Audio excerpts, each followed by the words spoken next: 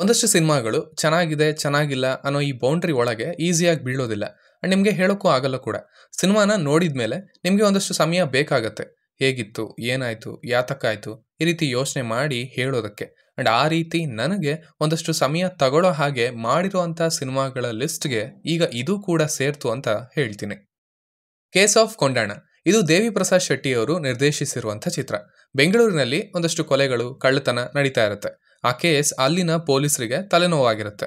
ಅವರೆಲ್ಲ ಅದರ ಹುಡುಕಾಟದಲ್ಲಿ ಇರ್ತಾರೆ. ಅಂಡ್ ಅಲ್ಲಿಗೆ ಹೊಸದಾಗಿ ಜಾಯಿನ್ ಆಗೋದು ನಮ್ಮ ವಿಲ್ಸನ್.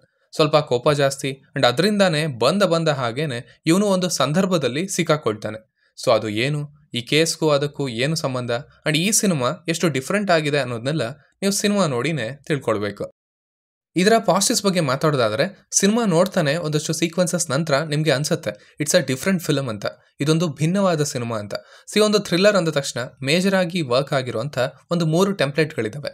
ಅದರಲ್ಲೂ ಇನ್ವೆಸ್ಟಿಗೇಟಿವ್ ಥ್ರಿಲ್ಲರ್ ಅಂದಾಗ ಅಲ್ಲಿ 2 ಸಿಗುತ್ತೆ. ಬಟ್ ಇದು ಆ ಯಾವ ಲಿಸ್ಟ್ಗೂ ಸೇರಲ್ಲ. ನಾರ್ಮಲ್ ಆಗಿ ಓಪನ್ ಆಗಿದ್ದು ಅಂಡ್ ದೆನ್ ಒಂದು ಅನ್ಎಕ್ಸ್ಪೆಕ್ಟೆಡ್ ಅಂಡ್ ಒಂದು ಡಿಫ್ರೆಂಟ್ ರೂಟ್ನ ತಗೊಳುತ್ತೆ. ಅಂಡ್ ಅಲ್ಲಿಂದ ನಿಮ್ಮನ್ನು ಹಿಡಿದಿಟ್ಕೊಳ್ತಾ ಹೋಗುತ್ತೆ. 5 ಪಾತ್ರಗಳನ್ನು ನೀಟಾಗಿ ಎಸ್ಟಾಬ್ಲಿಷ್ ಮಾಡ್ತಾರೆ ಅಂಡ್ ಉಳಿದ ಪಾತ್ರಗಳನ್ನು ಕೂಡ ಇಂಟ್ರೊಡ್ಯೂಸ್ ಮಾಡಿಸಿರ್ತಾರೆ. ಅಂಡ್ ನಂತರ ಅವೆಲ್ಲ ಗೊತ್ತಿಲ್ಲದೇನೆ ಒಟ್ಟಿಗೆ ಬರುವಂಥ ಸಂದರ್ಭ. ಎಲ್ಲ ಒಳ್ಳೆ ವ್ಯಕ್ತಿಗಳೇ, ಬಟ್ ಅವರ ಒಂದು ಸಣ್ಣ ನಿರ್ಧಾರ, ಒಂದು ಸಣ್ಣ ಯೋಚನೆ ಎಲ್ಲಿಂದ ಎಲ್ಲಿ ಕರ್ಕೊಂಡು ಹೋಯ್ತು, ಏನೇನಾಯಿತು, ಅದು ಆಗಿಲ್ಲದೆ ಇದ್ದಿದ್ರೆ ಎಷ್ಟು ಬೆಟರ್ ಆಗ್ಬೋದಿತ್ತು.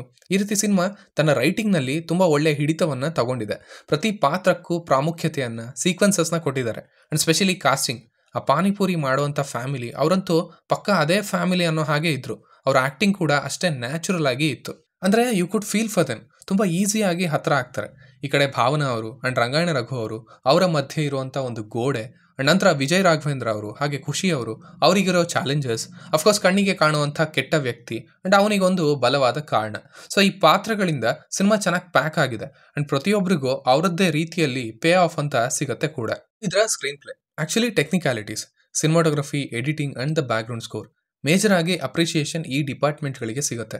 ಯಾಕಂದರೆ ಒಂದು ಸಣ್ಣ ಸಂದರ್ಭವನ್ನು ಅರೌಂಡ್ 48 ಗಂಟೆಗಳಲ್ಲಿ ನಡೆಯುವಂಥ ಕಥೆಯನ್ನು ಅಂಡ್ ಸ್ಪೆಷಲಿ ಆಗಲೇ ಹೇಳಿದ ಹಾಗೆ ಇಟ್ಸ್ ಡಿಫ್ರೆಂಟ್, ಒಂದು ಟೆಂಪ್ಲೇಟ್ ಅಂತ ಇಲ್ಲ ಇಲ್ಲಿ. ಸೊ ಅದನ್ನು ಆದಷ್ಟು ಎಂಗೇಜಿಂಗ್ ಆಗಿ ಒಂದು ಹೈ ಆನ್ ಥ್ರಿಲ್ಲರ್ ರೀತಿ ಏನೋ ನಡೀತಾ ಇದೆ, ಈಗೇನೋ ಆಗತ್ತೆ ಅನ್ನೋ ಫೀಲ್ನ ತರಿಸೋ ರೀತಿ ಅದನ್ನು ಕಟ್ಕೊಟ್ಟಿದ್ದಾರೆ.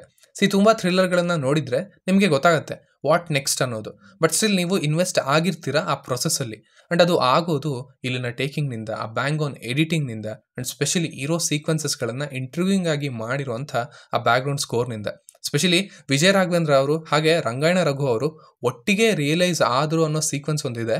ಆ ಪಾಯಿಂಟಲ್ಲಿ I was like this is good, ಸಖತ್ತಿದು ಅನ್ನೋ ಥರ. ಸೊ ಆ ಥರದ ಒಂದು ಭಾವನೆ ಬಂದಿರೋದು ಈ ಡಿಪಾರ್ಟ್ಮೆಂಟ್ಗಳೆಲ್ಲ ಚೆನ್ನಾಗಿ ಒಟ್ಟಿಗೆ ಬಂದಿರೋದ್ರಿಂದ ಅಂತ ಹೇಳ್ತೀನಿ. ಇನ್ನು ಪರ್ಫಾರ್ಮೆನ್ಸಸ್ ಅಂತ ಬಂದರೆ ಆಗಲೇ ಹೇಳಿದ ಹಾಗೆ ಎಲ್ಲರಿಗೂ ಒಳ್ಳೆ ಸೀಕ್ವೆನ್ಸಸ್ ಅಂತ ಇವೆ. ಅದನ್ನು ಅವರು ಚೆನ್ನಾಗಿ ನಿಭಾಯಿಸಿದ್ದಾರೆ ಕೂಡ. ಇದು ಆ್ಯಕ್ಚುಲಿ ಒಂದು ಪಾತ್ರದ ಸಿನಿಮಾ ಅಲ್ಲ, that's a major positive. Bhavana ಅವರಿಗೂ ಕೂಡ ಒಳ್ಳೆ ರೋಲ್ ಇದೆ, ಅವರನ್ನು ಚೆನ್ನಾಗಿ ಪ್ರೆಸೆಂಟ್ ಮಾಡಿದ್ದಾರೆ.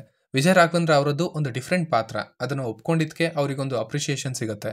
ಈ ಕಡೆ ಖುಷಿ ಅವರು, ರಂಗಾಯಣ ರಘು ಅವರು ಅಂಡ್ ಆಗಲೇ ಹೇಳಿದ ಹಾಗೆ ಆ ಪಾನಿಪುರಿ ಫ್ಯಾಮಿಲಿ ಅವರು ದೇ ವರ್ ಬ್ರಿಲಿಯಂಟ್. ಈ ಎಲ್ಲರೂ ನನ್ನನ್ನು ತಲುಪಿದ್ರು. ಇನ್ನು ಇದರ ನೆಗೆಟಿವ್ಸ್ ಅನ್ನೋದಕ್ಕಿಂತ ಒಂದಷ್ಟು ಅಂಶಗಳು ಅಂತ ಹೇಳೋದಾದರೆ, ಇದನ್ನು ಥ್ರಿಲ್ಲರ್ ಅಂತ ನಾವು ತಗೊಳ್ಳೋದ್ರಿಂದ, ಅವರು ಆ ರೀತಿಯೇ ಕಟ್ಕೊಟ್ಟಿರೋದ್ರಿಂದ ಒಂದಷ್ಟು ವಿಷಯಗಳು ಸ್ಟ್ರಾಂಗ್ ಆಗಿ ಕಾಣ್ತವೆ ಅಂಡ್ ಅವುಗಳನ್ನ ನಾವು ಅವಾಯ್ಡ್ ಮಾಡೋದಕ್ಕೆ ಆಗಲ್ಲ. ಇದು ಹೀಗಾಗ್ಬೋದಿತ್ತು, ಒಬ್ಬ ಪೊಲೀಸ್, ಅದರಲ್ಲೂ ಧೈರ್ಯ ಇರೋನು ಈ ರೀತಿ ಬಿಹೇವ್ ಮಾಡ್ತಾನ, ಈ ಥರದನ್ನು ಇನ್ನೂ ಚೆನ್ನಾಗಿ ಹ್ಯಾಂಡಲ್ ಮಾಡ್ತಾರಲ್ವಾ ಪೊಲೀಸ್ ಅಂತ ಅನ್ಸುತ್ತೆ. ಅಂಡ್ ರಂಗಾಯಣ ರಘು ಅವರು ಕೂಡ ಅಷ್ಟೇ, ಜಸ್ಟ್ ಫಾಲೋ ಮಾಡ್ತಾ ಇರ್ತಾರೆ, ಮುಂದೇನೂ ಮಾಡೋಕ್ಕೆ ಹೋಗಲ್ಲ.